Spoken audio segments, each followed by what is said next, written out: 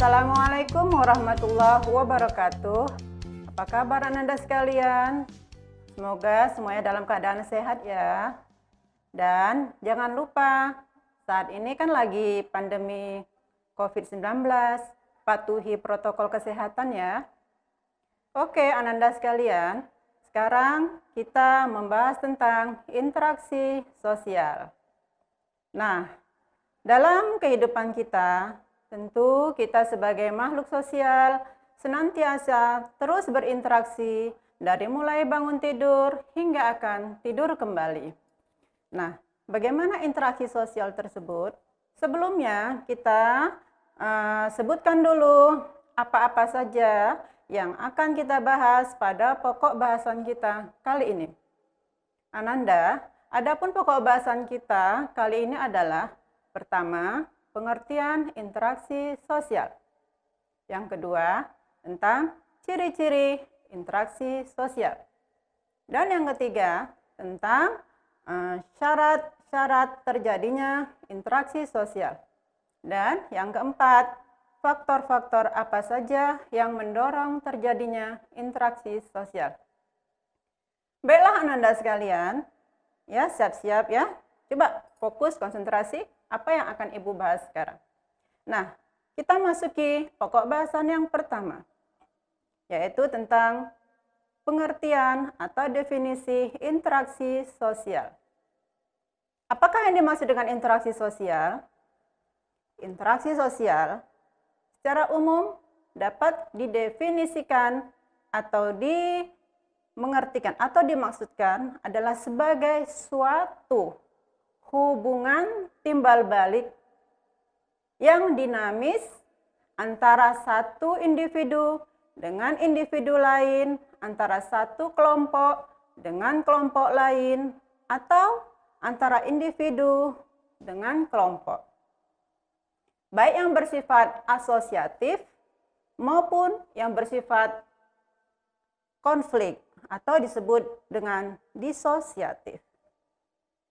Baiklah Ananda, sekarang kita masuki apa yang menjadi ciri-ciri terjadinya interaksi sosial.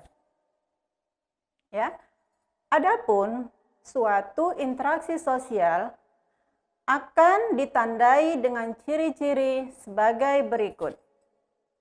Yang pertama, interaksi sosial itu ditandai dengan berlangsungnya aktivitas dua orang atau lebih. Kan nggak mungkin ya, seorang ngomong sendiri, itu kita sebut sebagai interaksi sosial. Tetapi interaksi sosial ditandai yang pertama, adanya pelaku dua orang atau lebih yang saling berbalasan dalam bertindak. Adanya stimulus dan adanya respon. Nah, ciri yang kedua. Apa yang menjadi ciri kedua? Ciri yang kedua adalah adanya dimensi waktu. Kapan interaksi sosial itu berlangsung? Sekarang, nanti, atau kemarin. Jadi ada ruang waktu. Kapan pembicaraan, interaksi antara dua orang atau lebih itu berlangsung. Ada waktunya dan juga tentu ada ruangnya di mana. Oke. Sekarang kita lanjutkan ciri interaksi yang ketiga. Apa yang menjadi ciri interaksi sosial yang ketiga? Tentunya adanya tujuan. Tujuan. Si A ingin berinteraksi atau memiliki keinginan untuk hubungan atau berkomunikasi dengan si B. Pasti dia ada tujuan yang ingin dia sampaikan untuk menyampaikan isi hatinya tersebut, maka dia melakukan interaksi sosial. Ya, jadi ada Berapa yang menjadi ciri interaksi sosial? Yang pertama, adanya pelaku, yaitu 2 orang atau lebih. Yang kedua, adanya dimensi waktu dan ruang. Yang ketiga, yaitu ciri interaksi sosial adalah adanya tujuan. Apa tujuan seseorang atau kelompok melakukan webinar? Ya, yang sekarang sedang marak melalui Zoom, kita melakukan seminar, ya, pasti ada tujuannya. Nah, itu termasuk juga interaksi sosial. Nah, kemudian yang terakhir, yang keempat cirinya adalah adanya hubungan resiprokal. Apa itu resiprokal? Resiprokal adalah hubungan timbal balik antara satu individu dengan individu lain, antara individu dengan kelompok, atau kelompok dengan kelompok. Jadi saling berbalasan. Jadi interaksi sosial itu yang baik adalah dilakukan saling berbalasan. Oke Ananda, nah sudah selesai ya. Kita bahas tentang ciri-ciri interaksi sosial. Berikutnya apa lagi yang kita bahas? Yaitu syarat. Syarat-syarat yang harus dipenuhi dalam melakukan interaksi sosial. Apa yang menjadi syarat berlangsungnya suatu interaksi sosial? Yang pertama, ya. Yang pertama adanya kontak sosial. Kontak sosial. Ya, itu syarat yang pertama, kontak sosial. Ya, apa artinya kontak? Kontak itu dari bahasa Latin ya, asalnya, yang berarti saling menyentuh. Ya, dari kata tengo, artinya menyentuh. Nah, kemudian kontak sosial juga terbagi kepada 2. Ya, yang pertama, kontak sosial secara primer, yaitu kontak sosial secara langsung. Ibu ngomong kepada muridnya. Muridnya bertanya kepada ibu. Nah, maka terjadilah kontak, ya. Tatap muka secara langsung, itulah primer namanya. Kontak secara langsung.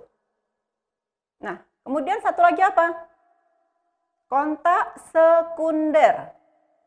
Ya, kontak sekunder. Jadi ada kontak primer, ada kontak sekunder.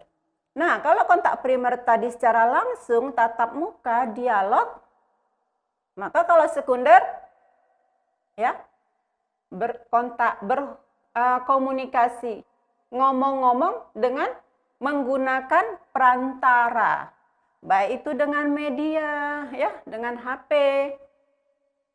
baik itu melalui laptop, email. Ya, zaman sekarang teknologi modern, kontak primer itu agak jarang dilakukan, tapi masyarakat sudah lebih banyak menggunakan kontak secara sekunder karena kemajuan alat-alat komunikasi teknologi. Nah, dalam kondisi daring seperti sekarang ini juga antara siswa dengan guru banyak menggunakan kontak sosial secara sekunder, yaitu dengan menggunakan perantara atau media. Oke, Ananda sekalian, paham ya? Oke, kita lanjutkan. Ananda sekalian, kita sudah membahas tentang syarat terjadinya interaksi sosial. Yang pertama, yaitu adanya kontak sosial. Di mana kontak sosial terbagi 2, yaitu kontak sosial primer dan kontak sosial sekunder. Kontak sosial primer yaitu kontak sosial, komunikasi secara langsung, saling tatap mata, saling berdialog tanpa menggunakan alat. Sementara kontak sosial yang kedua yaitu kontak sosial sekunder, yaitu kontak sosial melalui alat, melalui media teknologi komunikasi. Oke Ananda, sekarang kita lanjutkan syarat yang kedua terjadinya interaksi sosial. Syarat yang kedua yaitu adanya komunikasi. Common, ya, dari kata common yang berarti bersama-sama. Jadi, di dalam komunikasi itu sebagai syarat terjadinya interaksi sosial antara si A dan si B, kelompok A dan kelompok B saling berperilaku untuk saling mempengaruhi yang mana masing-masing kelompok bisa menafsirkan apa yang dimaksudkan oleh kelompok lawan berbicaranya atau lawan beraktivitasnya. Oke Ananda sekalian, nah syarat sudah, kemudian apa lagi? Yang terakhir. Yang terakhir yaitu faktor. Faktor yang mendorong terjadinya interaksi sosial. Apa-apa saja yang menjadi faktor pendorong terjadinya interaksi sosial. Sesuatu kegiatan itu dapat berlangsung apabila ada pendorongnya. Apa yang menjadi pendorongnya? Sedikitnya ada 5 yang menjadi pendorong terjadinya interaksi sosial. Apa sajakah itu? Yang pertama yaitu adanya imitasi. Yang kedua, adanya identifikasi. Yang ketiga, adanya sugesti. Yang keempat, adanya simpati. Dan yang kelima, adanya empati. Nah, apabila kelima hal ini ada, maka terdoronglah seorang individu atau kelompok untuk melakukan interaksi sosial. Oke Ananda sekalian, sekarang kita bahas satu persatu apa yang menjadi faktor pendorong terjadinya interaksi sosial. Yang pertama yaitu imitasi. Apakah itu imitasi? Imitasi yaitu suatu proses peniruan seseorang tentang penampilan, cara bertingkah laku orang yang menjadi idolanya. Dia tiru. Ya, contoh seorang artis, apa umpamanya ya? Model bajunya yang demikian menarik, fashionable. Maka orang lain meniru pakaiannya itu, modelnya itu, imitasi dia. Nah, yang kedua, identifikasi. Ya, apa itu identifikasi? Identifikasi, ingat ya, identifikasi yaitu mencari, membuat kesamaan dengan hal-hal yang diidentifikasikan. Ya. Beda dengan imitasi. Kalau imitasi, dia hanya sebagian kecil yang ditiru. Ya, contoh gaya berbusana. Nah, sementara kalau identifikasi, yaitu meniru penampilan seorang tokoh idolanya secara total. Ya, secara utuh. Contoh apa ya? Contoh seorang artis idola umpamanya. Ya, Rhoma Irama. Nah, ketika jaya-jayanya Rhoma Irama, maka banyaklah penggemarnya ya yang sangat ngefans kepada Rhoma Irama ini meniru-niru baik gaya pakaian, gaya rambut, sampai gaya suara dan vokal, cara bernyanyi Rhoma Irama itu ditirukan secara total. Nah, itulah namanya proses identifikasi. Oke Ananda, kita lanjutkan faktor yang ketiga. Apa itu faktor? Sugesti. Ya, sugesti. Sugesti itu adalah suatu proses memberikan pengaruh kepada orang lain ataupun kelompok yang mana orang lain tersebut tidak lagi bisa menalar atau berpikir secara rasional apakah yang disugestikan itu baik untuk dirinya atau tidak. Ya, biasanya yang tersugesti itu orang yang sudah kehabisan cara, kehabisan akal, sudah putus asa dalam masalah yang dia hadapi. Contoh seorang yang menderita penyakit yang sudah cukup lama, bertahun-tahun, sudah berobat ke sana kemari, ya mencari dokter dengan segala usaha, menggunakan dokter yang terkenal, tetapi tidak sembuh juga. Nah, akhirnya ada diperkenalkan dengan orang pintar yang katanya bisa mengobati orang tersebut. Maka si pasien tadi ya yang menderita sakit yang sudah berkepanjangan berobat ke orang pintar itu. Ya, sudah tersugesti dia. Padahal belum tentu orang pintar itu memang benar-benar dapat menyembuhkan. Nah, itulah sugesti. Beda ya dengan sosial yang kelima, yaitu simpati. Nah, apa itu simpati? Simpati, ya. Ibu sangat simpati loh dengan ini ketua kelas kamu. Ya, walaupun PJJ, ketua kelas kamu itu selalu nanyakan pelajaran ke ibu. Menanyakan apa tugas bu. Komunikasinya demikian santun, demikian sopan santun tata keramanya. Jadi ibu simpati kepada temanmu itu. Jadi apa yang dimaksud dengan simpati? Simpati adalah suatu proses kejiwaan di mana seseorang merasa senang dengan orang lain karena apa? Karena sikapnya, ya, karena kepintarannya, karena kejujurannya, atau karena penampilannya yang menarik. Sehingga ibu menjadi simpati. Oke Ananda, yang terakhir, yang keberapa ya? Yang keenam. Ya, faktor pendorong terjadinya interaksi sosial yang keenam. Apakah itu? Nah, inilah dia ya, yang disebut dengan empati. Apakah itu empati? Empati adalah suatu proses kejiwaan seseorang yang mana ya orang tersebut larut dengan perasaan sedih, dengan perasaan susah orang lain.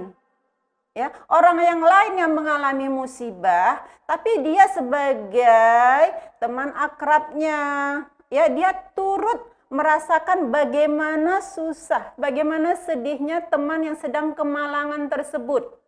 Ya, sehingga teman yang ada tadi, dia rela membantu sepenuh hati untuk meringankan beban musibah yang dialami oleh orang lain. Itulah namanya empati ya, perasaan larut secara mendalam yang merasakan kesedihan. Apa yang dirasakan oleh orang lain, begitu juga lah yang dirasakan oleh kita. Ya. Tapi jarang sekali orang bisa merasakan empati, ya sangat jarang. Kecuali memang sahabat sudah sangat seperjuangan, mungkin bisa saling berempati. Ya. Tapi jangan lupa, ya yang selalu berempati kepada kamu itu adalah ayah ibumu. Ayah ibumu rela mengorbankan apa saja demi kamu. Ya. Ayah ibumu rela menjadi menggantikan kamu. Umpamanya kamu sedang sakit, ya Allah janganlah anakku sakit, biar aku saja yang sakit. Ya, itulah empati orang tua kepada kamu. Orang tua rela sibuk memikirkan, ya anak yang mau ujian. Ya, orang tua ayah ibu kita yang susah payah nggak tidur semalaman untuk mendampingi kita belajar. Ya, itulah Ananda, ya 6 faktor yang mendorong terjadinya interaksi sosial. Oke? Ya, Ibu rangkum, ya. Yang pertama, pokok bahasan kita yang pertama hari ini adalah tentang interaksi sosial. Ya, definisinya sudah jelas. Yang kedua, ciri-cirinya, ya. Yang ketiga, syarat terjadinya interaksi sosial. Yang keempat, ya, faktor yang mendorong terjadinya interaksi sosial. Ya, jadi paham ya Ananda? Pokok bahasan kita hari ini? Ya, Ibu kira paham. Seandainya kamu belum paham, boleh kamu menanyakannya lewat grup kelas. Oke ya? Mudah-mudahan paham semuanya. Ya, selamat belajar di rumah. Ikuti protokol kesehatan. Semoga kita dapat bertemu dalam pembelajaran berikutnya. Demikian saja tatap muka daring kita hari ini. Ya, Ibu sudahi dengan mengucapkan hamdalah. Assalamualaikum warahmatullahi wabarakatuh.